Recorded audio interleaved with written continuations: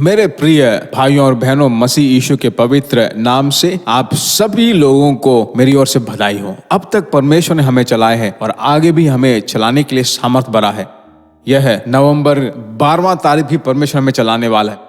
मेरे प्रिय लोगों, जो विश्वास करते हैं वही हमारा गढ़ है, वही हमारी सुरक्षा है और उसके वचन ही जो है हमें आत्मा की तलवार हैं। तो आप किसी भी चीज को लेकर चिंता मत कीजिए, आंसू मत बहाइए, परमेश्वर में सामर्थ बनकर रहिए।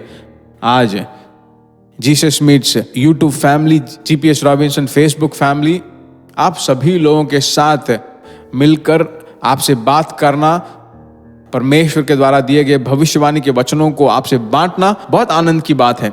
आपको देना ही नहीं, दूसरों को आप शेयर करते हो। इसे सोचकर समझकर परमेश्वर की महिमा करता हूं और मैं बहुत खुश होता हूं कि आपके कारण बहुत सारे आनंद जो है आराम पाते हैं, सामर्थ पाते हैं। परमेश्वर की महिमा हो। आज परमेश्वर हमसे क्या बात करने वाला है? पहले कोरिन्थियों की पत्री 12वें अध्याय के हर एक चीजों को हम देख रहे हैं, उनमें जो छिपे हुए बात है उनको हम देख रहे हैं।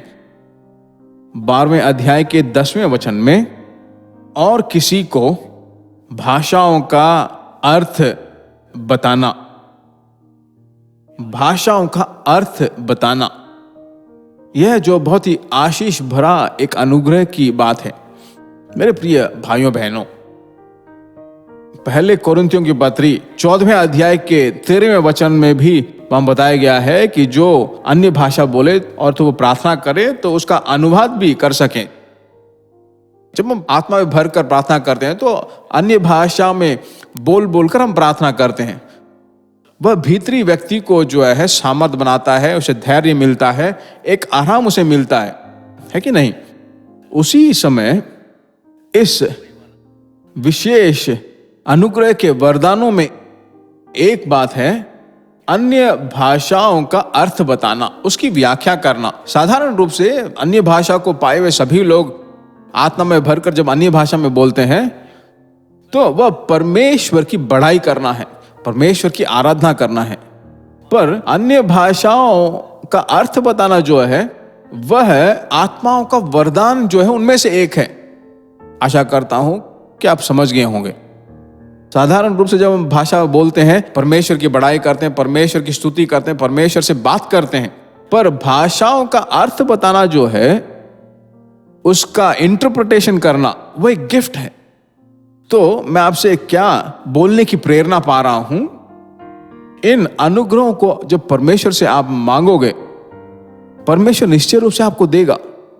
वही आपके अंदर लालसाओं को, क्रियाओं को, कामों को देता है। प्रेरित पौलुस जो है फिलिपियों को बताता है, हे प्रभु, मैं जो अन्य भाषा बोल रहा हूं उसका अर्थ मुझे अगर आप बताओगे तो मैं परमेश्वर के लोगों को बहुत ही तसल्ली के रूप में बताऊंगा, कभी वो चेतावनी के रूप में भी होंगे, है ना? परमेश्वर की महिमा हो।